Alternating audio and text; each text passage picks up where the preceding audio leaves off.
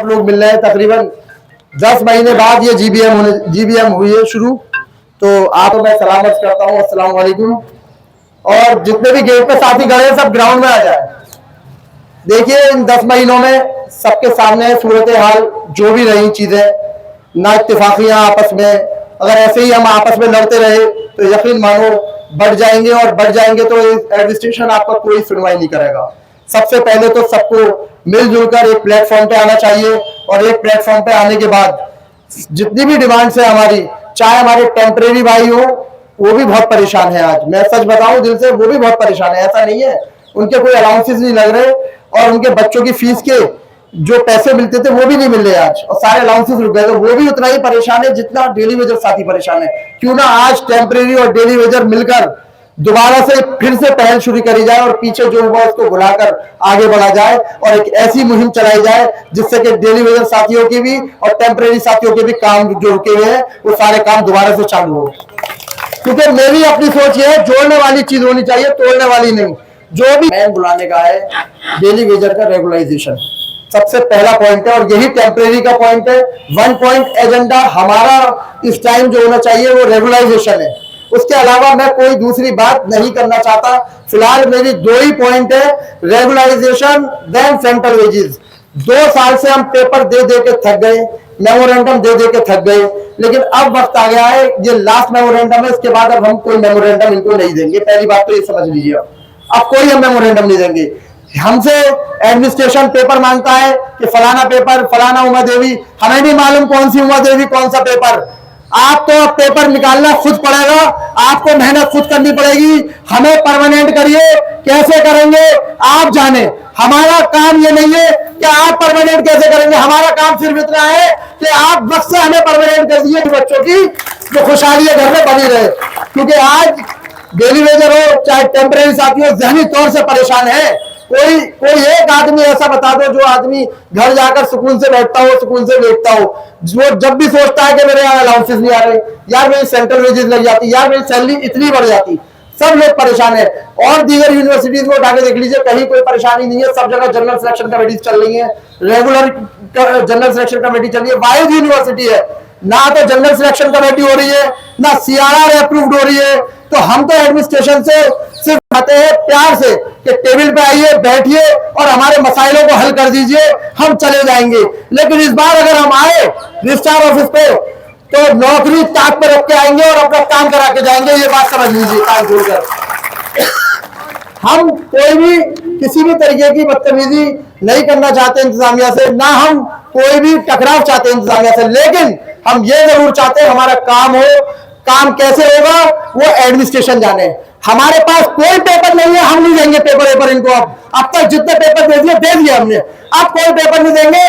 आपके पास पेपर वाले अंदर सब बैठे हुए, उनसे पेपर निकलवाइए, फाइन निकलवाइए, एक एक पेपर इनके पास है। अगर ये लोग नियत इनकी सही हो जाए तो यकीन मानिए 6 महीने के अंदर सारे अपॉइंटमेंट भी हो जाए, सब रेगुलराइज भी हो जाए, सेंट्रल वेजेस भी लग जाए। अगर ये चाहे उसकी एक जीती जाती मिसाल मैं आपको दे रहा हूं, जो अभी कुछ दिन पहले वाकया हुआ। जब हमारा माइनॉरिटी करेक्टर का मसला आया, 48 घंटे कोर्ट, सुप्रीम कोर्ट ने कहा कि 48 घंटे में आप ये पेपर करिए, लाके हमें सामने दीजिए। यकीन मानिए 48 घंटे में एमयू ने वो पूरे पेपर निकाल के दिए। 24 घंटे कर्मचारी लगे रहे और सारे पेपर निकाल के दे दिए। और आज देख लीजिए माइनॉरिटी करेक्टर का जब फैसला आया वो आपके हक में आया।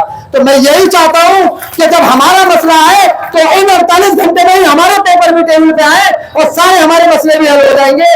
बैठ के बात करें, हमें बुलाएं, बैठ के बात करें। अगर बैठ के बात नहीं करेंगे, अगर ऐसी ढर्रा रहा बना रहा, तो कर्मचारी कहीं ना कहीं अपने आप को ठगा महसूस करेगा। और जब कर्मचारी परेशान होगा तो वो फिर रोडों पर आएगा, तो फिर वो गेट पे भी आएगा।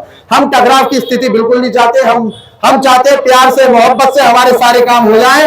हम और कोई नहीं चाहते। हमारे सिर्फ 2 ही एजेंडा है मेन। अगर ये 2 एजेंडे में यकीन मानो सारे काम हो जाएंगे अपने आप। रेगुलराइजेशन देन सेंट्रल वेजेस, बस। इसके आगे हमारा कोई एजेंडा नहीं है। अगर तुम रेगुलराइज हो तो मेडिकल फैसिलिटी भी मिल जाएगी और क्वार्टर फैसिलिटी भी मिल जाएगी जो डेली वेजर आती है। अब तक 2.5 साल हो गए तकरीबन, हम लड़ रहे, 2.5 साल से लड़ते लड़ते आज यहां तक पहुंच गए। गलती 1 से 16 दिन धरना चला, मैं पीछे नहीं जाऊंगा किसने क्या किया, क्या गलतियां, उनको छोड़ दो। माधी में जो हुआ उसको छोड़ दो पीछे। वो बड़े हमारे, उनकी भी इज्जत उतनी करते, लेकिन अब सब कुछ छोड़ के आपको आगे आना पड़ेगा और आगे आकर इस लड़ाई को लड़ना पड़ेगा। तो आप बताइए, कोई आपका सुझाव है मुझे बताइए। इसके अलावा मेरा 1 पॉइंट एजेंडा मैं लेके चलूंगा, सीधा सीधा regularisation, confirmation, then central wages, बस। इसके अलावा मेरा कोई एजेंडा नहीं है। इसी एजेंडे पे बात होगी अंदर। सीआरआर हमारी अप्रूव कर दे, जो करना है जितनी जल्दी करना है कर दे, क्योंकि अभी 3 दिन पहले अखबार की कटिंग मैंने डाली थी, 12 पोस्टें लैप्स हो गई तिबिया कॉलेज की। यही अगर हालात बने रहे, अगर 1 साल में ये लोग नहीं कर पाए तो यकीन मानिएगा हमारी पोस्टें भी लैप्स हो जाएंगी। सब घर पे बैठोगे आप लोग, तो इसीलिए आपको जगा रहे हैं। जिम्मेदारी हमारी है जगाने की, इसलिए आपको जगाते रहते हैं। बीच बीच में आप व्हाट्सएप से निकल के व्हाट्सएप में आप लिखते रहते हैं दिन रात कुछ ना कुछ। आपकी जगह वो नहीं है, आपकी जगह ये है जहां आज आप बैठे हैं। और जितने साथी हैं, यकीन मानिएगा मैं दिल से सबको शुक्रिया अदा करता हूँ, चाहे टेम्परेरी साथी हो, चाहे परमानेंट, चाहे मेरे डेली वेजर साथी हो।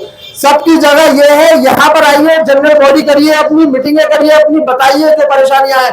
हमारा एजेंडा बिल्कुल साफ, clear, 1 point agenda, regularisation, then central wages.